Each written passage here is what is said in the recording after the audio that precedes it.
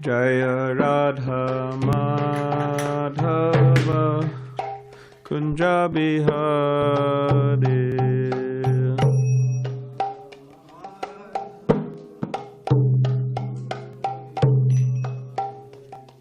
Jaya Radha Madhava Kunja Bihari.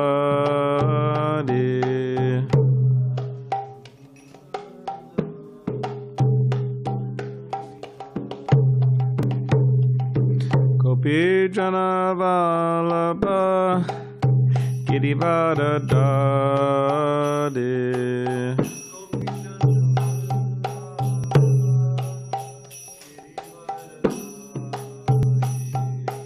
Gopi Jana Vallabha Girivara Dade.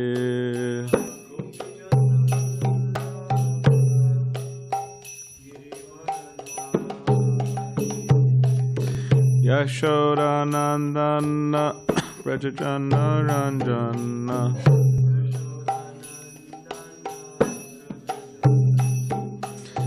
Yashodanandana Brajajana Ranjana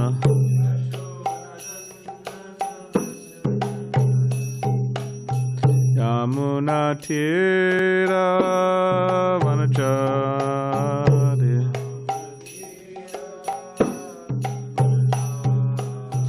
Yamuna Tira Vanachari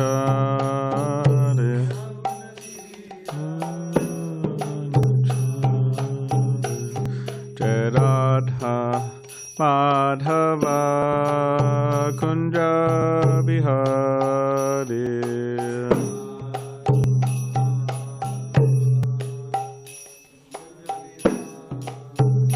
Jaya Radha Madhava Kunja Bihari.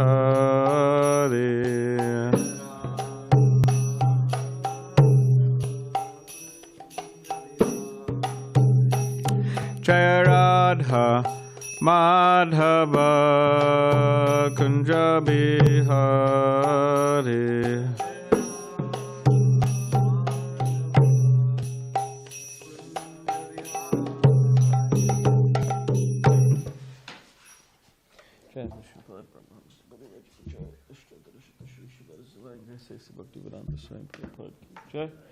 Jai Om Vishnu Pad Paramahamsa Parivraj Gacharya Ashtotar Shatashi Srimad Bhagavatam Bhakti Siddhanta Saraswati Thakur Prabhupada Ki Jai Ananta Koti Vaishnava Vrinda Ki Jai Nama Acharya Sri Das Thakur Ki Jai Kantaraj Srimad Bhagavatam Ki Jai. All glories to the assembled devotees, all glories to the assembled devotees, all glories to the assembled devotees, all glories to Shri Guru and Shri Gauranga. Om Namo Bhagavate Vasudevaya.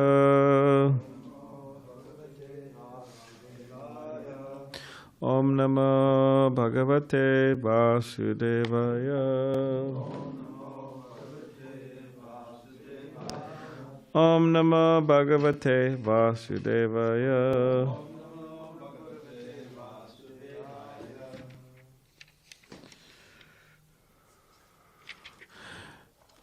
Srimad Bhagavatam, Science, 7th Canto, The Science of God, Chapter 15, Instructions for Civilized Human Beings, Text 10. Okay. Dravya Yagnar Yakshamana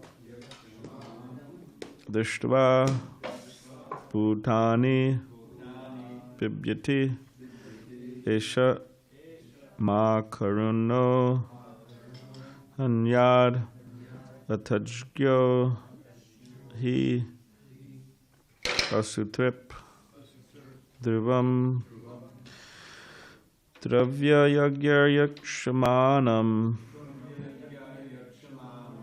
Dishtva Bhutani Bibyati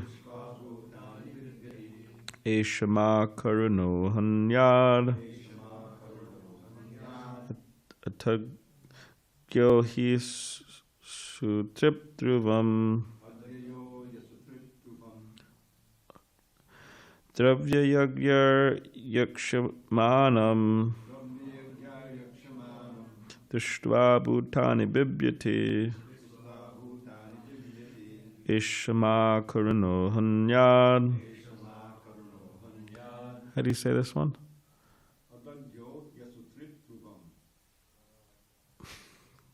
How do you, but the first, how do you say the first one? Yeah. Atujgyo. Okay. Atujgyo yashu trip dhruvam Dravya yagyar yakshamanam Drishtva bhutani bibyati Ishama karuno hanyad Atujgyo yashu trip dhruvam. Okay.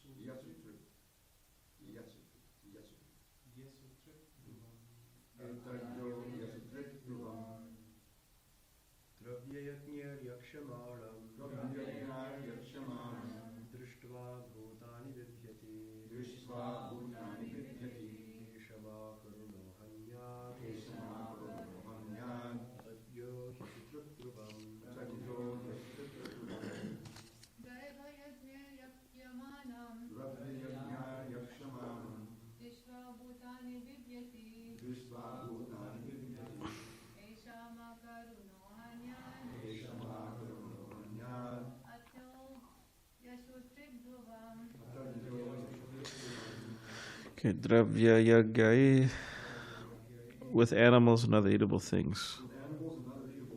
Yaksha anam, the person engaged in such sacrifices.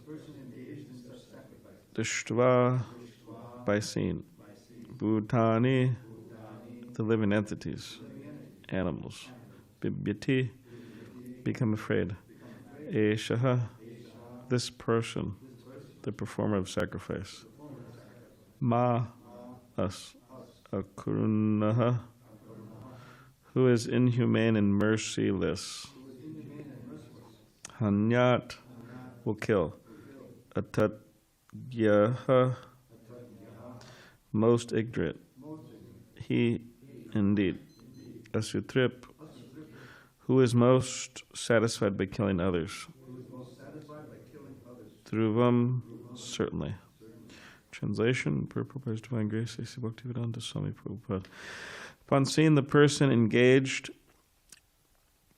in performing the sacrifice, animals meant to be sacrificed are extremely afraid, thinking, this merciless performer of sacrifices, being ignorant of the purpose of sacrifice and being most satisfied by killing others, will surely kill us.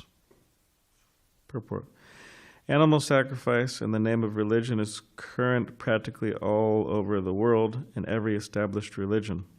It is said that Lord Jesus Christ, when 12 years old, was shocked to see the Jews sacrificing birds and animals in the synagogues, and he therefore rejected the Jewish system of religion and started the religious system of Christianity, adhering to the Old Testament commandment, thou shalt not kill. At the present day, however, not only are animals killed in the name of sacrifice, but the killing of animals has increased enormously because of the increasing number of slaughterhouses. Slaughtering animals either for religion or for food is most abominable and is condemned herein. Unless one is merciless, one cannot sacrifice animals, either in the name of religion or for food. Om Jnanativedandasya Gyananjana Shalakaya Chakshuvamritamena Tasmai Shri Gurave Namaha Mukham Karidavachalam Pangam Langate Gidam Yakibatamaham Vande Shri Gurandiditaranam Panchakalpadribhishcha Kripasiniveva Chapatitanam Bhavanebhyo Vaishnavebhyo Namo Namaha. Jai Shri Krishna Chaitanya Prabhu Nityananda Shri Advaita Gadadhar Shivasadi Gaura Bhaktivinoda Hare Krishna Krishna Krishna Hare Hare Hare Rama, Rama Rama, Hare Hare. Translation. Again, upon seeing the person engaged in performing the sacrifice, animals meant to be sacrificed are extremely afraid, thinking, this merciless performer of sacrifices, being ignorant of the purpose of sacrifice and being most satisfied by killing others, will surely kill us.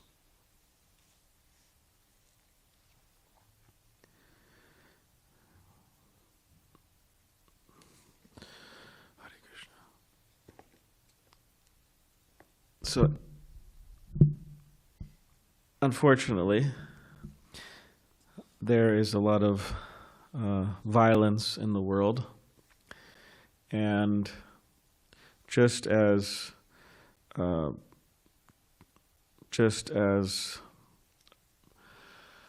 we were discussing the other day, that no matter the amount, if you keep on putting ghee on the fire, then the fire's never extinguished. It just keeps on burning. So similarly, however much people try to become happy on the material platform, they're never satisfied. That's what we were discussing the other day with Sabara Muni. He realized that I'm trying to enjoy so much with all of my, how many wives? 50. Yeah. I think he had 50. Yeah. I didn't tell everybody at the Sunday feast. I didn't want to scare him. But yeah, he had 50. So, but then he just realized, I can't really be happy materially. And then he just, I'm taking Vanapras, and he goes up to the forest and he reaches perfection. And he brings all of his wives with him. So Prabhupada says it's translated as to the spiritual world. But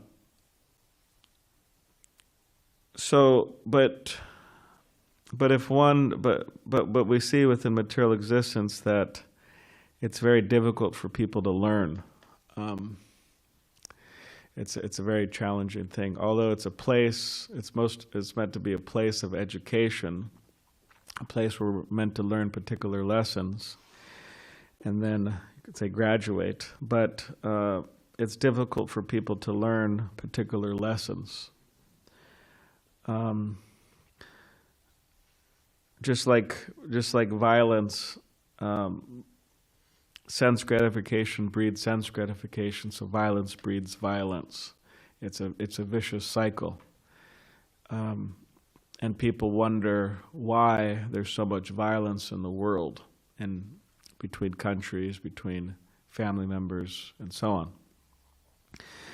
And we would say that largely this, the violence that goes on in the world, between families and between nations and so on, is due to people ingesting food that has been achieved through violent means. In other words, eating meat. So it's not that one can eat whatever they want, and especially we're talking here about flesh. They could just eat that and there's no consequence. There is a consequence, and namely it affects their consciousness in the wrong way. So we could see how widespread this ignorance is wherever you go in the world. You go to India, you go to Mexico, you go to Russia, you go to China, you go to South America, everywhere you go, this is widespread ignorance.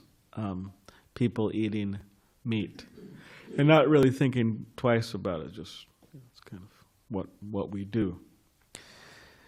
Now, of course, Srila Prabhupada says we're not vegetarians. Say we're Krishnatarians.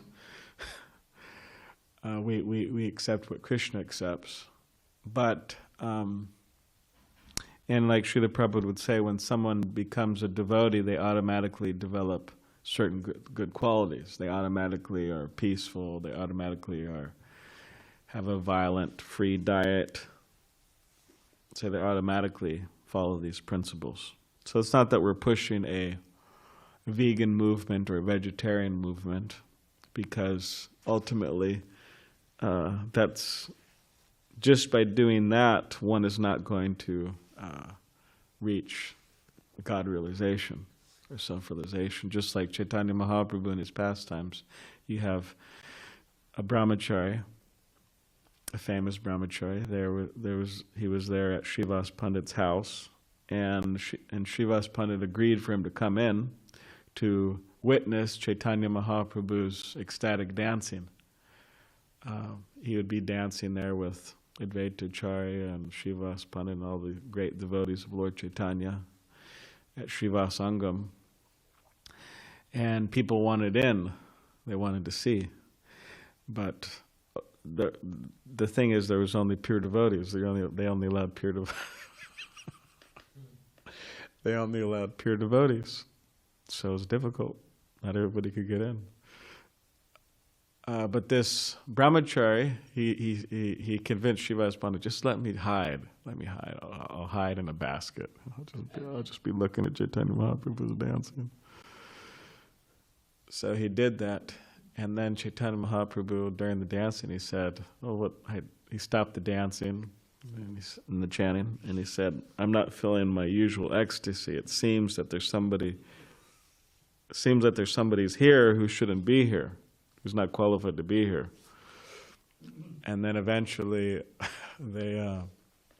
he finds, Srivas Pandit says, yes, there's this brahmachari here, he's very pure, and he follows everything, all the rules and regulations, and he only lives by drinking milk. Like that's a sign of his purity. And then Chaitanya Mahaprabhu said that if you could simply attain Krishna Prem by drinking milk, then it would be very easy, but that's not the case. You can't attain Krishna Prem just simply by drinking milk or on some diet or whatever. So he told him to leave. So he left. But as far as I remember in the Chaitanya Bhagavat, that he was called back and he did get Chaitanya Mahaprabhu's mercy. I'm not sure. I don't think so. Maybe. But I definitely know it's in the Chaitanya Bhagavat. But I do remember him being called back and getting the special mercy for Chaitanya Mahaprabhu. Why? Well, we'll have, Does anybody remember here? Okay. Well, we will not remember together. We could do some investigation into it and find out some homework.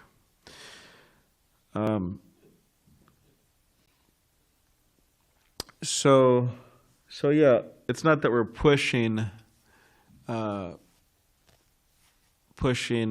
vegetarian movement or something like that, but one naturally follows these things. Or Prabhupada would say the monkeys, they're also, right, they also don't eat meat. They're eating fruits and things in the jungle. So, but still, it is helpful, and people do need to be educated. And therefore, Srila Prabhupada would stress prasadam distribution. It's a very powerful means of spreading Krishna consciousness, because people are attached to eating. I mean, that's another thing, widespread. Like you go to China, you go to Mexico, you go to India, you go anywhere, what are they all doing? I mean, they all are very interested in going to this restaurant, this place, that place. That's part of the enjoyments in life that they feel, that they want to gratify their tongue. So yeah, prasadam distribution is a very powerful means of preaching, because it's not just food distribution. It is patram pushpam phalam toyam yo me bhakta priyachati. It is cooked with devotion, offered with devotion, and distributed with devotion in Krishna consciousness. So it has a special effect on people. And all the cooks should always remember their great responsibility to be Krishna conscious. Tamal Krishna Goswami, when he was in the Radha Damodar, when he was organizing the Radha Damodar bus party all over America, which was a really amazing program. They had like so many Greyhound buses, and then behind all these Greyhound buses, they had so many vans. I mean, we haven't done anything since like that, or before, but and they had something like around 100 brahmacharis and sannyasis traveling around America, putting on festivals, chanting, prasadam distribution, book distribution. Maybe Krishna Life should do that. You should preach to them.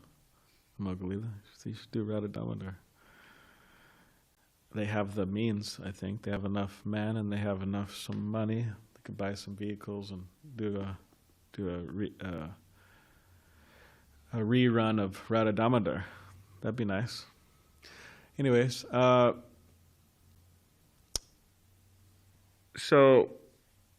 when he was in Radha Damodar, when he was managing this bus party, with Srila Prabhupada, he gave him allowance to go to America because he was serving as the GBC there, but he said he wanted to preach in America. Prabhupada said, okay, fine.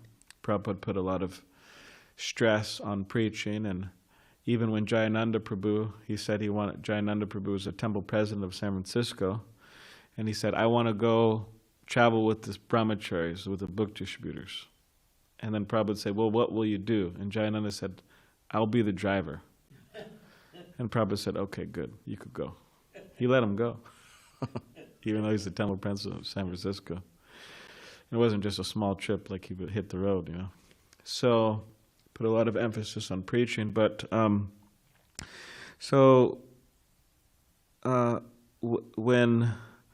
Srila Prabhupada came to America, he told Tamal Krishna Goswami that, okay, I want you back in India. And then Srila Prabhupada, then Tamal Krishna Goswami said, but Prabhupada, I'm preaching. And then Prabhupada said, what is this preaching? And Prabhupada said, preaching means results. So where are your results?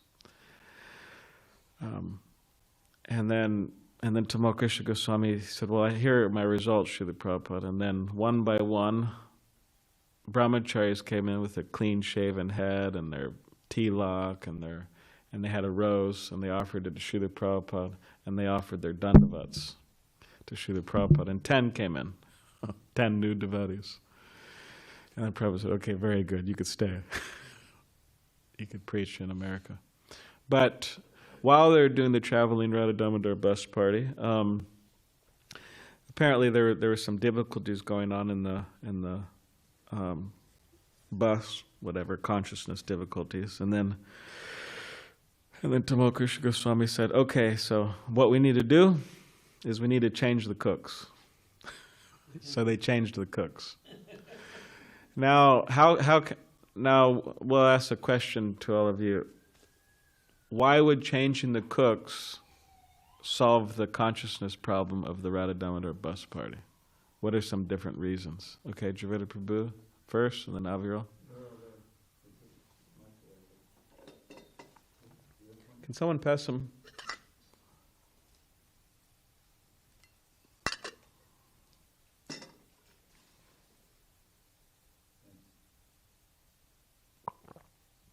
Consciousness of the cook is very important.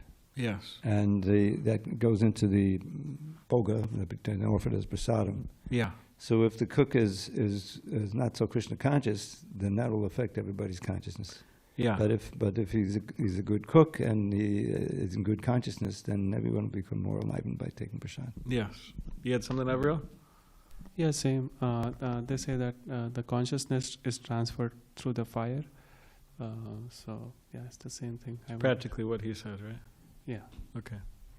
Any other reasons? Any other reasons you think of?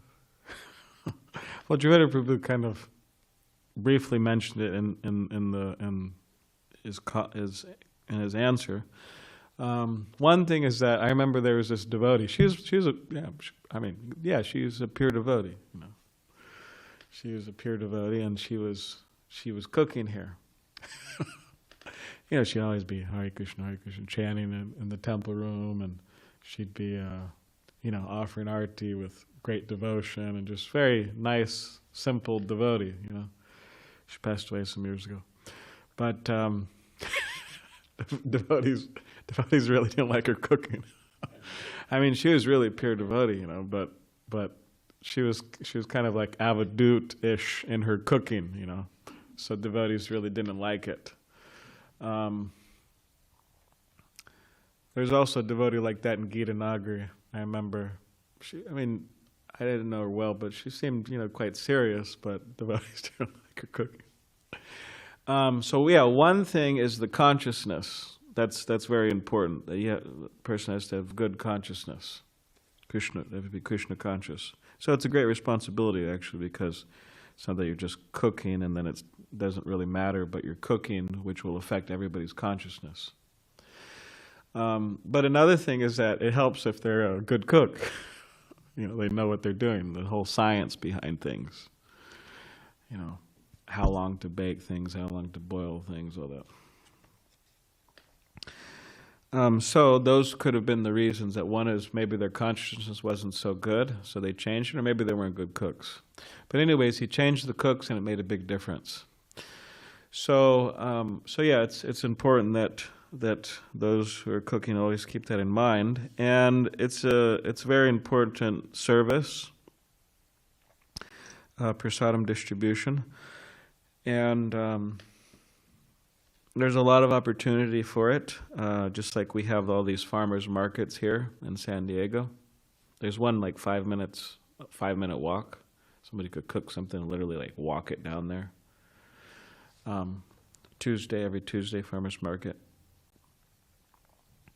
So we're going to start some more things like that, hopefully, with devotees. And then there's all types of course, catering and so many things that could be done. And in this way, people get a good taste, literally a good taste of transcendental, like a good transcendental experience. And then people who are attached to eating meat, they'll gradually give it up. The taste for meat diminishes. And we've seen that. We've seen that with people coming to the Krishna lounge. We've seen that with many different people. And as Srila Prabhupada would say often, thou shalt not kill. It's in the Old Testament. Of course, it's very difficult to try to convince many modern Christians of this. Just try. You could go, just go to Balboa Park or go somewhere, and you could do an interview.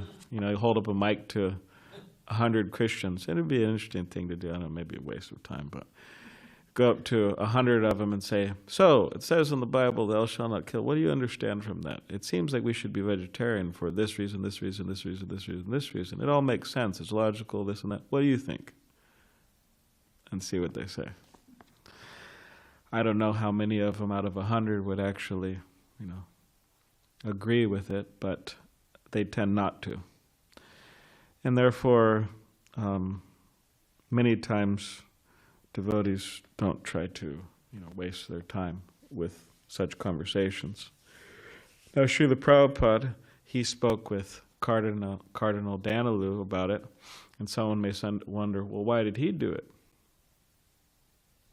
Does anybody maybe have some idea why would, because technically you could say it might seem like a waste of time, like, you know, spending so much energy and time with this person. Yes, Veer Chandra?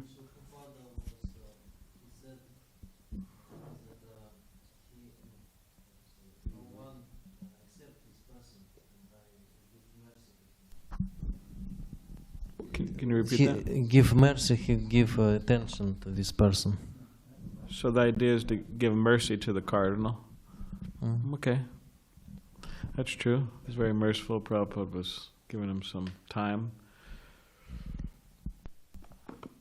Well, Prabhupada knew that everything, you know, when he had excuse me, conversations like that, was all being recorded. Yeah. And so what he was doing was not just preaching to this cardinal, which he didn't, I don't think he thought he was going to convert him, but he was preaching to all the devotees who would read that, you know, down to the history. Yeah. And so it's an important instruction, and you know. Yeah. Yeah. So Srila Prabhupada, he was teaching devotees. Okay, what are the arguments? How you should speak with someone about this? And of course, this cardinal was not receptive, and he was not understanding. But there may be people who are receptive and who will understand. So devotees, you know, they could have the arguments down, which Srila Prabhupada gave them. And like you said, which is a great point, Prabhupada, it's not that he was just preaching to this cardinal, but he was preaching to anyone who would hear that conversation, which many people have. And it's been recorded in the SSR, Signs of Self-Realization. So many people have read that. And people who are intelligent, they like it. I mean, it's nice. It makes sense. And you can see how Prabhupada's points are very good. So you may argue with someone or have this conversation with someone just to benefit people who are on the sidelines, who are intelligent and who can understand. But if it's just us and a fanatical, or but a person who had a bit ignorant, who's just clearly not understanding things, and for us to stand on the street or sit at our table or here at the temple or whatever and just like talk with them, it's not being recorded, there's no one on the sidelines. It's a bit of a waste of time.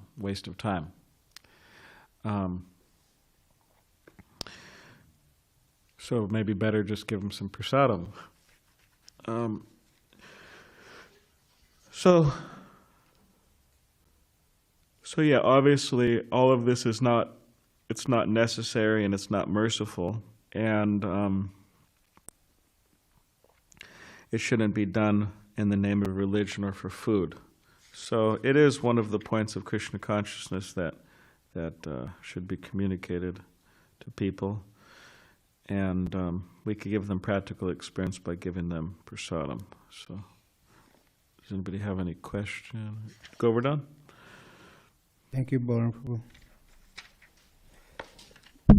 I was at Balboa Park, and there was this Mataji that came to my table, and she noticed I had a vegetarian cookbook. And she said, "You're vegetarian?" I said, "We're more than vegetarian." And then she said, "I really like that." And she admitted she was a Christian. And I asked her, why is it very difficult for Christians to understand, thou shalt not kill commandment? And she said, "I'm not sure." She said, "I know many people, they don't follow it." But she was appreciating the devotees and how we're practicing compassion, mercy. Yeah. So she took a higher taste. And then I also asked her if would you like to read Bhagavad Gita? She said, "Yeah, sure." And then another thing, I was with Bhakti Jamal in OB, and we were distributing books, and there was this one, lady. She came to our table. She sat down, and then she had this 2-hour, debate with Jamal about vegan and vegetarian. Wow. 2 hours, yeah. Really? 2 hours? Yeah. And then after I believe it. Jamal said, he said, "Glenn, I wasted so much time," So he said, "I'm never going to talk," So anyway, and then another thing, I found from the Chaitanya Bhagavat about the brahmachari. Okay. I can read it, maybe. Sure. Okay. It's like two small paragraphs.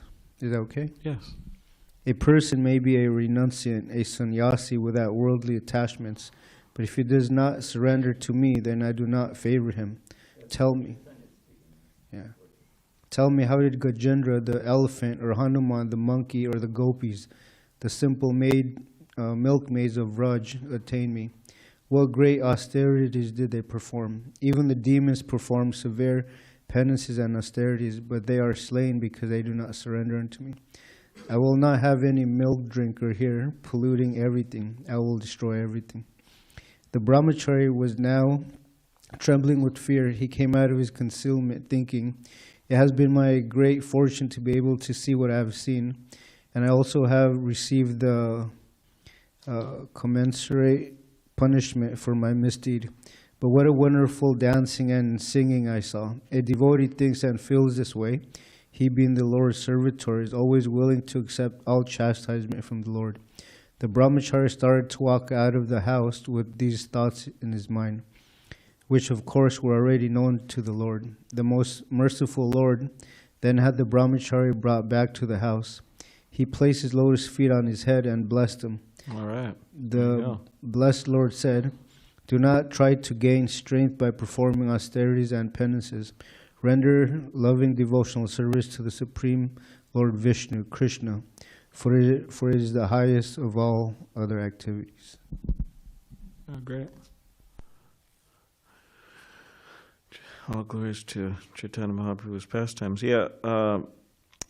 So in relation to, like you're mentioning, some experiences on book distribution, devotees should try to become very expert in detecting who is receptive and who is not. So it's very important, or else, yeah, people waste a lot of time.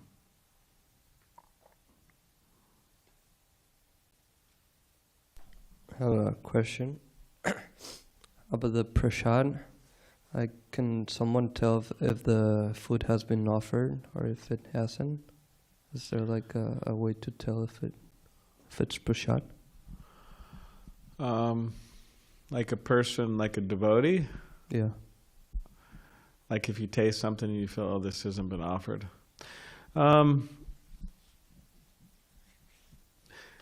Recently we're at a gathering, and this lady, she comes up to me and she says, yeah, the temple prasadam is so wonderful. She said, especially when I go to the festivals. And she doesn't come that often, so I think she just comes for the festivals, some festivals. So she said, yeah, it's just amazing. And she goes, yeah, I tried to go home and I tried to kind of cook something like that, but it's just not the same. And Yudhishthir also, our friend, Yudhishthir, big Yudhishthir, or big Yudi as he called, because there's another Yudhishthir and another Radha Dasi, so actually Radha Priya. But one devotee, he remembers in Laguna Beach, there's a big festival happening there in the 70s, and devotees, I don't know, they did something kind of like, I don't know, they put like peanut butter with like raisins and, I don't know, some kind of like a bit of a, what do you call them?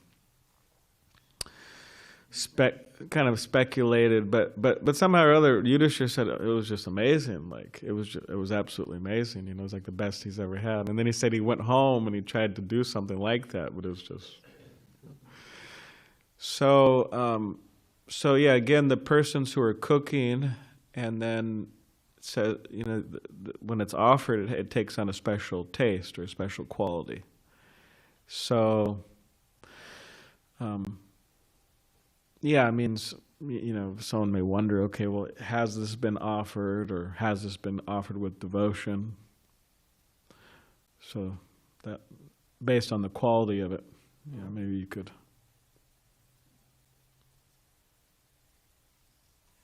I was recently reading one pastime of Srila Gaur Govind Maharaj, where he goes to one of the festival there in a different temple, and someone served him in a big plate, small bowls, different sabjis, and before eating, he took out 2 of the bowls, and he ate the rest of the prasadam. Later, it was found that those 2 sabjis were like not offered, and somehow probably some sadhus they can see, they have the drishti, so they can see.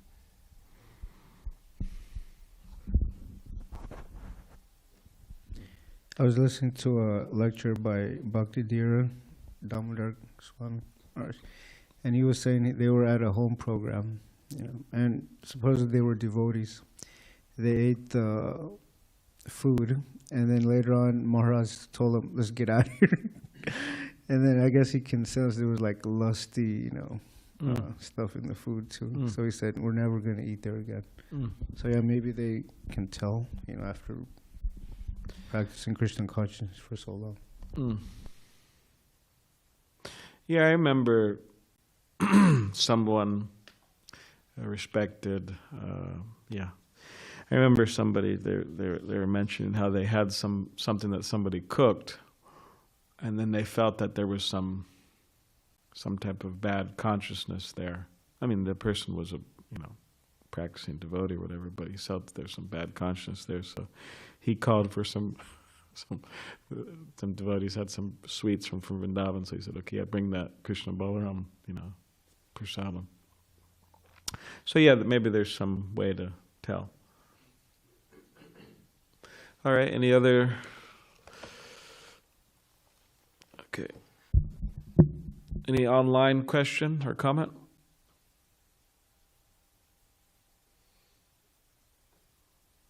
Yes, I have a question. Okay. Balaram Prabhu, because you mentioned about the importance of prasada during your class, you know better than me that prasada is meant for distribution free of charge.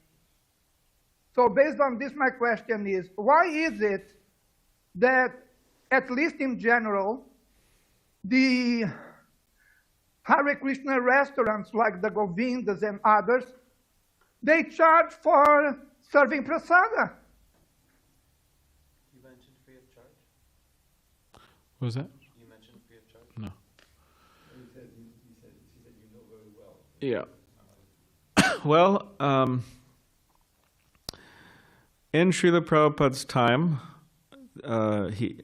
while he was here, they started Govindas, and Srila Prabhupada knew very well that they were charging for Govindas.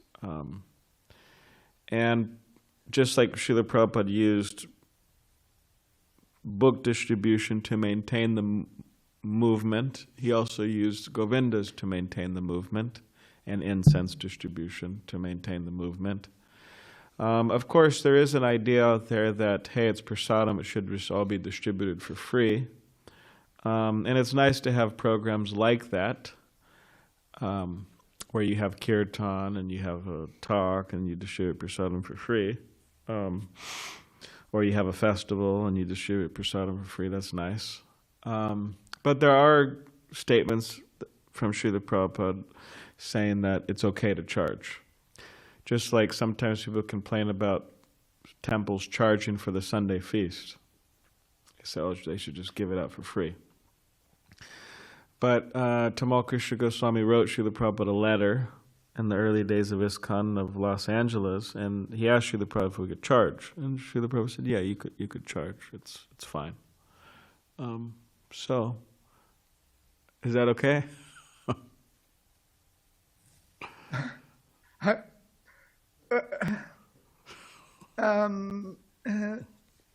Yes, Prabhu, that is okay. Thank you very much. Hare Krishna. All right. I hope you're satisfied, Vijay.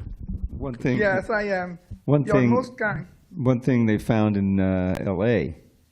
They've always had a big feast program, is that with the advent of more and more homeless people, that a lot of the people would just show up for the feast, you know, and that would mean that a lot of, you know, cleaner people wouldn't come to the feast. You know? Yeah.